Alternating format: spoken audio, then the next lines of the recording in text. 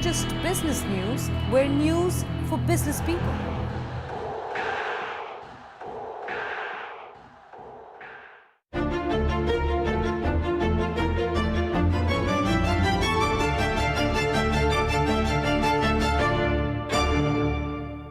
Hello, I'm delighted to be in conversation with Subir Gokarn, India's representative to the Executive Board of the International Monetary Fund in Washington and former Deputy Governor, Reserve Bank of India. Subir, thank you. Thank you. Pleasure to be here. So Subir, what I thought we'd do was try to step back and take a big picture view of some of the issues from a macro perspective. And I actually wanted to start with your experience with the RBI, but more from a technical framework. So we are in a new inflation targeting and a monetary policy committee regime. And I think the transition has actually been fairly smooth. Some could argue that it's been helped by benign oil prices. But regardless, the point that I wanted to raise with you was one on inflation expectations. And I know you and I have had this conversation before. Inflation expectations become quite important and central to an inflation targeting regime, isn't it? Exactly. And the RBI's way of measuring inflation expectations today is about, through a survey. And you've been associated with that. Now, how important is the inflation expectations, and do we now have to think about how we measure expectations now that we are in this new regime? Right. I think, as you said, the capturing of expectations is absolutely central to the inflation targeting regime, because the target is not just the immediate rate of inflation, it is also an attempt to bring inflation into a relatively narrow and stable band, whatever the number may be. So if you are stating 4% or 6% or 3% as a target, you're always going to be measured in terms of your effectiveness and therefore your credibility in terms of how close you are able to stick to this over a long period of time. So understanding what is happening to expectations gives you a sense of your risks, of deviating from that target. And I think that's therefore very important feedback into the whole decision-making process. Now, there are three ways of capturing expectations. There may be more, but in the way that I thought about this situation, we have the household survey, which is what you were referring to. And this started off a few years before I joined. And I think around the 16th round, we decided to publish it to give people a sense of the technicalities of doing it, and whether it's credible or not. And it was a decision I took, but it was brewing. I mean, there was a lot of thinking within the Reserve Bank on whether this should be made public. I was fully in favor of it. I'm certainly a very firm believer in transparency, and this is trying to give markets a clear sense of what the thinking is. And we did it with that motivation. The second element of an expectations framework is business. And we were helped in this by the Industrial Outlook survey, which was done for asking companies what they think their input prices are going to look like, what their output prices are going to look like. So that brings in another dimension into the expectations judgment. And the third is markets. We did a few years ago introduce inflation-linked bonds. They are not trading with any stability or any volume. But that's a very important element into bringing what the financial markets think or financial players think about inflation. So when you have all these three together, you'll have a fairly robust triangulated mechanism by which you can gauge whether inflation expectations are staying on track with your targets or they're deviating. And I think that's the key sort of requirement for an effective inflation targeting framework. Obviously, it's not going to happen overnight. You have to nurture them, you have to bring them into play. We have the household survey, we have the iOS. We've, I think, got to get the market piece into some level of efficiency, which I then think will give us a very robust foundation for implementing this inflation targeting framework. The household inflation expectations, and I've done some work on it thanks to your decision to make the data available. I've tracked it, and it's actually striking that they're quite sticky in the sense roughly about 70% of households believe that long-term inflation is going to be in double digits. They think inflation, long-term inflation is greater than double digits, and they expect greater than double-digit inflation. And that's been fairly sticky except for some period of time. In that context, it just becomes extremely hard because right now the RBI's central role should be to temper expectations, right? I mean, through their measures. And we have an inflation targeting regime, but expectations seem to be fairly sticky and they're fairly high. Perhaps given our history, how does one address this? I think when we're dealing with households, we have to recognize that the people you ask are going to respond based on their most immediate experience. Correct. So there's a recency and there's a frequency dimension to their responses. What do they buy most frequently? What did they buy most recently? And it's usually food. Almost, I'd say, inevitably food. Absolutely. And it's usually vegetables which you buy, on a daily basis. Almost even affluent households tend to buy vegetables very frequently. So that memory of what you last bought is a dominant input into this. So I think we have to accommodate that. The number is important, but I think the pattern and the persistence is a little more. Are they going up? Are they going down? Right. How significantly is volatility in vegetable prices, for example, shaping expectations? And I think that's an important input into the monetary policy process in terms of deviations. Are they going up? Are they coming down? But unless you have the other two elements also contributing to the judgment, you may be sort of missing out on a significant part of the puzzle. So I would be less concerned about the number. More concerned about the pattern. And that is certainly something you want to shape because for the average household, the index number is of no particular relevance. It is about. So one judgment that you can make from this is how significantly, how seriously are food prices and the volatility in food prices sort of causing some disruption or diluting the efforts of the central bank to manage inflation. Some empirical evidence on that. The single biggest driver, the explanatory variable of household inflation expectations is the previous 3-month CPI food inflation. There you go. So absolutely, yeah. So but unfortunately here in India, that's the most volatile. That is, but as we've been saying, we can't wait for initial conditions to be perfect before engaging or treading down a path.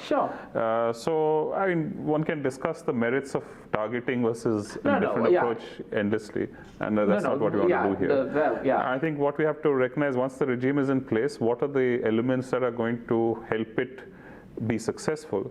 And I think it is this triangular perspective on expectations. You've got the households, you've got the firms, and you've got the markets. And when we get all these things into place, I think it gives us an anchor. And to me, the most important role of that anchor, that forward-looking view, is to let us know whether we're having, as a central bank, having an impact on people's thinking. And if there is some stability there, if there is some sense of comfort about the long-term trajectory, is it then going to help them make more meaningful long-term commitments, both in terms of household savings and consumption patterns and in terms of business investment patterns? That's ultimately what you want to get at. Talk about fiscal issues in India, but more from a rules perspective. We could potentially argue that we've going through changes in the economy from a policy perspective that we've done so much in 2 years, be it from what we did with the currency or GST or other things like bankruptcy code, and we're trying to deal with NPAs in a new manner. So there's a view. These are one-time costs to the economy, and during such transition periods, it's okay to relax fiscal prudence.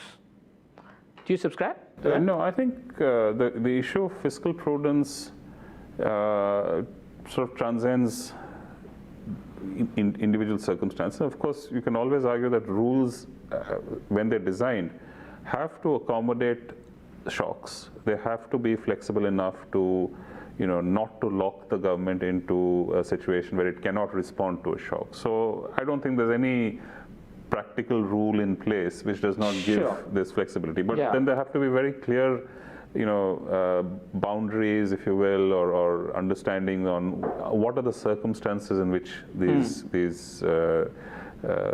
rules can be bent, or where the flexibility comes in. And typically in rule formation, these flexibilities are given to the government to deal with a very severe exogenous shock, and not a sort of necessarily, and of course one could debate what an exogenous shock is, but a policy transformation will have its own consequences, and you want to sort of use that flexibility to accommodate this, I think becomes an issue, because the ultimate test of a rule is credibility. How, once you set it up, how committed are you to adhering to it? This is true of inflation targeting, this is true of fiscal rules, or any rule for that matter. And if you undermine credibility in whatever fashion, then the value of the rule is gone. Then you might as well just go back to a discretionary kind of framework. So if you're committing to rule, and I'm talking generally, I'm not talking specifically of India. If you're committing to rule, then I think you have to accommodate the possibility, or the reality, that there are very, very limited circumstances under which the system will tolerate deviation before before sort of saying, look, there's no credibility to that rule. And I think the benefits of the rule also have to be seen. Why you're getting into rules in the first place?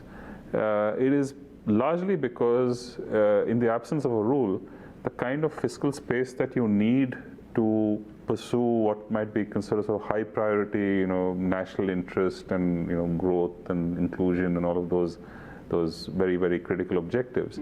That space remains, and for example, if you are committing to an infrastructure, a publicly funded infrastructure strategy, and 1 year down the road, something happens which reduces the resources flowing into this, your strategy falls apart, because you cannot be stop and go on these kinds of commitments.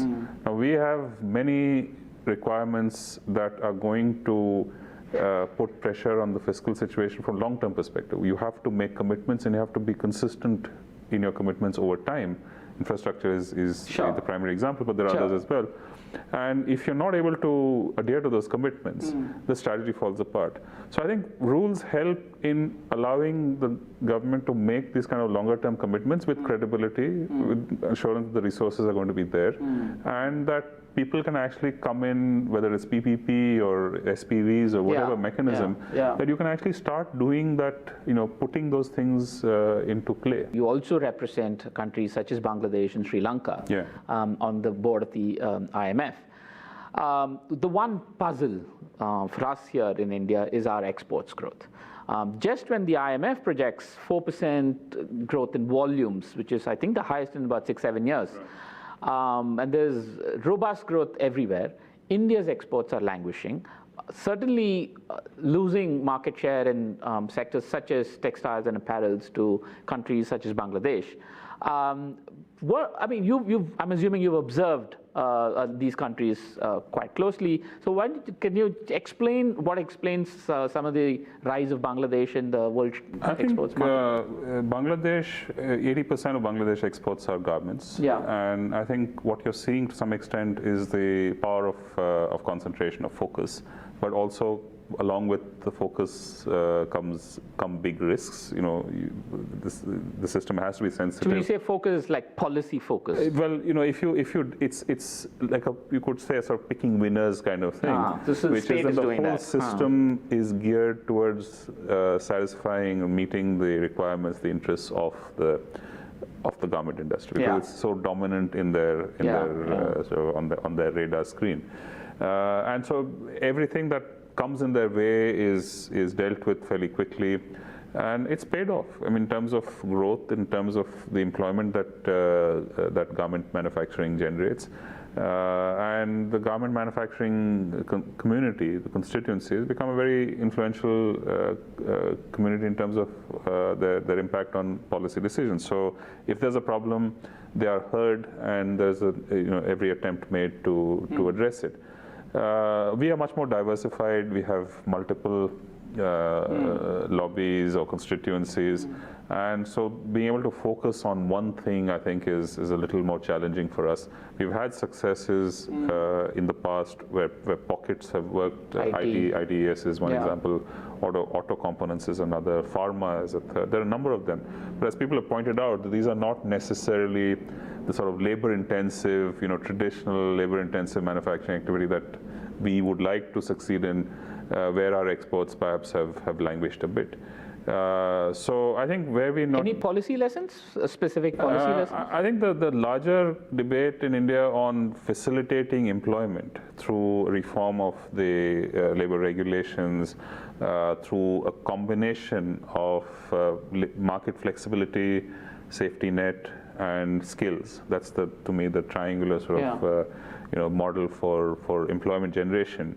We have to try that. We have to put effort, and so it doesn't confine itself to garments. Garments will be one part of it, but there are other things that can benefit from this combination of But is there empirical evidence from Bangladesh, for example? I mean, did they indulge in labor reforms? Oh, absolutely. They had no legacy of the Industrial Disputes Act and its reforms. So the Bangladeshi labor market is, in a sense, what we have been aspiring to, which is great flexibility. So if business slumps, there is nothing that prevents workers from being fired. But because there is so much buoyancy in the industry, jobs are not very difficult to come by. So in a sense, there is a safety net provided by that focus. Because not the whole industry isn't going to slump at the same time. Individual producers may. And so they're clustered, so that if you lose, it's Silicon Valley, clustering the benefits. If an IT company shut down, there are 5 others that are willing to hire your particular skill set. And in a sense, that is what works with clusters. We've had successful clusters where the safety net that the cluster itself provides is quite effective. If even in textiles, we've had clusters. Tirupur, Ludhiana, and so on, many others. But in many other industries also, where so one has to appreciate the safety net contribution of clusters themselves, so that if the worker is not threatened by the fact that a particular employer is going to shut down, then he is or she is therefore that much more willing to accept the contract that indicates flexibility. So I think we got to build a labor strategy based on these 3 elements. We have to give the employer flexibility. We have to provide some sort of a safety net, which may have different components. There may be an unemployment payment. There may be a sort of a clustering benefit. And we have to be quite responsive to changing skill requirements. So who produces this? I mean, is it entirely responsible to the state? Is it a combination of state, and is it a public-private partnership kind of thing that works?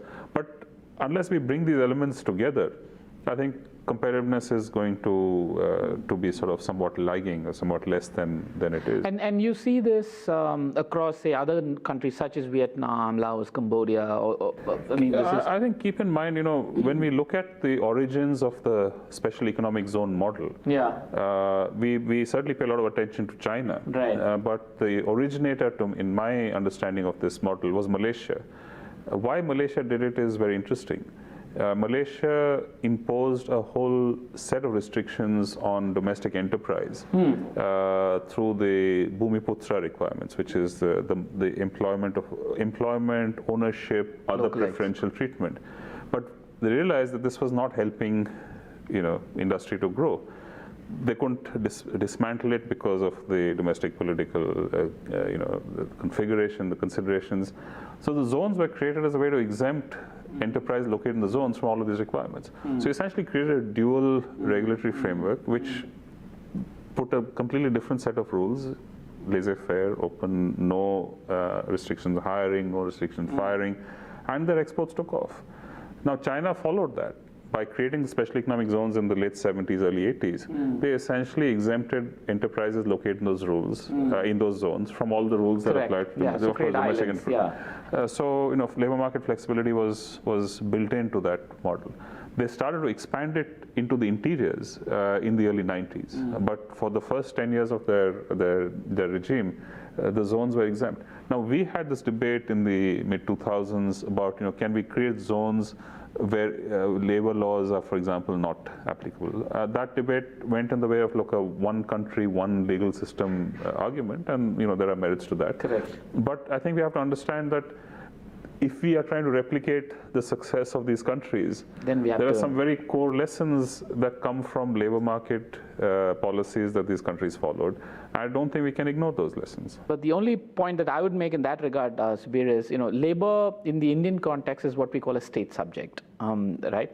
And in this framework of competitive federalism, if labor markets were, such a roadblock to export prosperity, if I can call it that, surely some states would have tried it, and because it's at the state level, we would have seen some sort of competitive forces kicking in. Well, we've seen this. We've seen Rajasthan and Madhya Pradesh doing it. We've seen the change. We haven't seen the outcomes yet, right? Well, let's look at. I think this is an important consideration because we are seeing states competing to outrank each other in the domestic ease of doing business framework. And you have states who are ranked very high on that list, but don't seem to be sort of, showing immediate response. And immediate, I think, is in any case unrealistic. Since we're talking jobs, and I've heard you talk quite passionately about the threat or the opportunity of technology and automation or artificial intelligence, however we want to call it. First, since again, given your kind of vantage point in Washington, how is this playing out in some of the other emerging markets that you're saying, the threat or the opportunity of automation, and then talk about its potential impact on India? Well, I'm particularly, since I represent, countries that are, three of whom are quite sort of have big stakes in garment exports. I'm particularly watching the entry of automation into processing of soft material. Okay. So far we've had robots making significant automation. Broadly speaking, robots is a bit humanizing it, but it's automation of the process into hard material processing, and certainly in the auto sector, or plastics, or even wood. Metal processing in general, they've been steadily sort of entering the system. So two issues which I'm watching, which I think we need to be concerned about. I'm not yet at a point where I can sort of categorize it as a threat or an opportunity, but I think we have to be thinking about these in a somewhat more organized and systematic fashion. And I'd like to sort of contribute to that debate as we move forward. One, on the soft material processing side, we have the entry of what are called SOBOTs, SEWBOTS, which are actually starting to show success in garment manufacture. There are a number of ways in which they do it, but bottom line is that it will be people displacing, if it succeeds, in this part of the world, and our neighbors to the east, who are all quite heavily invested into garments. This is something we need to be watching out for, because it can be very disruptive if garment manufacturing suddenly shifts its geographical access back to where the big markets are, and are manufactured by machines. You're already seeing this in footwear. We saw the Nike robot-made shoe, unveiled at the Rio Olympics and starting to get into the shoe stores now. And I think garments are not that far away. They're already being made, but at scale and so on, which the low cost, low end of the market, which is what these countries cater to, it's not that far away. That's one I think we have to be concerned with. If this happens, how do we respond to it? I mean, do we locate those robots here, in which case, but then there's no particular reason, there's no geographic compulsion to do it. If you're not using people, then you don't need to locate where the people are. You can locate where the markets are. The second thing is, one thing I think which we've got to be watching out for is the penetration of automation and AI into what are called public relation functions, and that is essentially what our call centers, our business process outsourcing does. I personally, dealt with this, and it took me a while to realize I was talking to a machine when I was trying to solve some problem with my cable connection. They're very empathetic sounding. They're very empathetic sounding. They do not sound like that sort of machine language. And the first time I did it, it told me it was passing me on to a human operator, which who solved my problem. The second time I used it, it actually took me through a set of instructions, and I solved the problem without having to talk to a human operator. And I think when the kind of investment we have made and the success we've had with BPO is clearly under some sort of threat right now. So how are we going to respond to this? There is an aspirational aspect to BPO employment. It is seen as white collar, computer oriented, and so on. So a lot of people who are finishing school, see this as sort of their entry into the middle class or down that trajectory. If it gets disrupted, how are we going to deal with it? So I think there are both significant economic dimensions to this issue, and there are social dimensions to this issue. And we've been talking off camera about inequality and its consequences. Right. This is a big part of that story as well. See, on automation and its impact on the textiles and apparel sector, since you brought up, and I'm using that as an example. Of course, one could say, listen, there were Singer sewing machines that came in, and we dealt with that transition. In hindsight, it all seems fine. Okay, we've transitioned seamlessly. So why would it be different with this transition? Interesting point, and I've been trying to place this transition in some historical context as I try and understand it. It's absolutely correct to say that previous episodes of significant technological disruption have over time generally contributed positively. That is, you've seen significant increases in productivity, labor productivity. You've seen significant increase in household incomes as a result of that. And you've seen significant opening up of opportunities outside the core, which has allowed people to make the transitions. I mean, there would have been individual losers unquestionably, but at a social level, these new opportunities, emerged, systems emerged to provide skills for these new opportunities in whatever fashion, whether through formal education or through vocational training or whatever it is. So societies on the whole were able to demonstrate responsiveness to these changes in ways that allowed them to sort of take advantage of them. And then the next one came along and went through a similar process. So I don't dispute, or to me, that's why I said I'm agnostic on the eventual outcome. But I think we have to be prepared for it. I don't think that, to me, is the question that this process must be asking. I don't have answers. Okay. I want to flag the fact that it can hit us hard and it can hit us adversely if we are not adequately prepared. Now, if you reach a judgment that, look, we don't need to do anything different, and that is a collective wisdom of people saying that, okay, it comes, we deal with it, things move on. Or maybe we can't do anything about it. We can't do anything about it. Well, then we say, okay, that's where it stands. But I think we need to think this through. Are there things that we need to do differently, both at a public policy level and at a sort of business or commercial level? Education and skilling. The political economy response to a threat like this the natural response would be to raise barriers to protect the immediate and not so much worry about. But that's the incentive structure in a democracy that's as fixed tenures.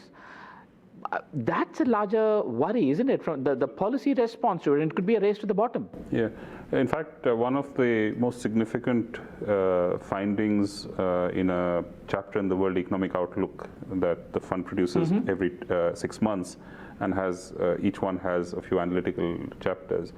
2016, I think they did one on trade.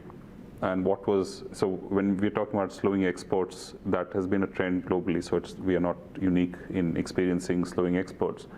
But one important contributor to that global trend has been the rise of protectionism in variety of forms, direct trade barriers, other sort of indirect measures, and so on.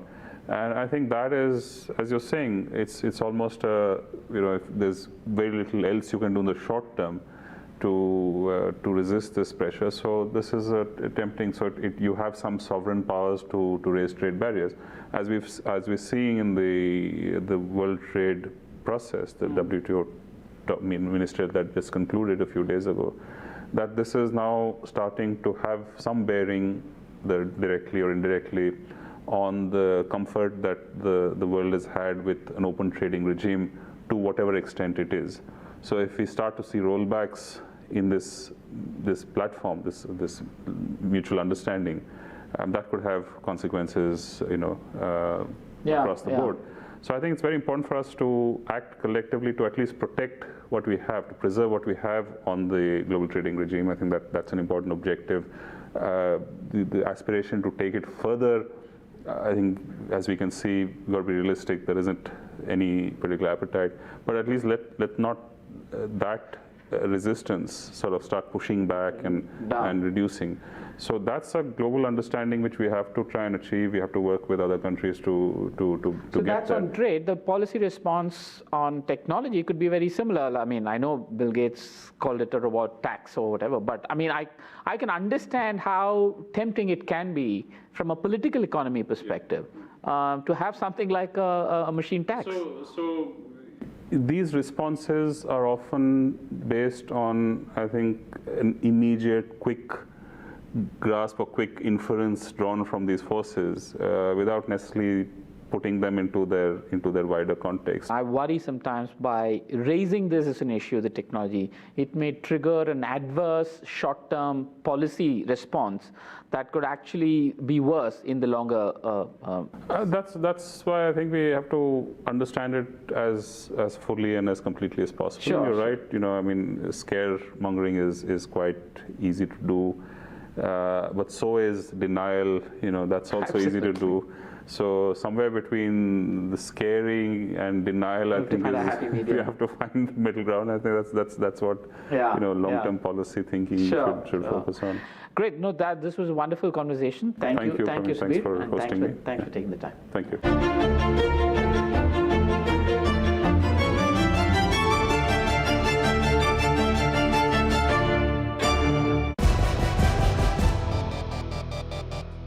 Are we live?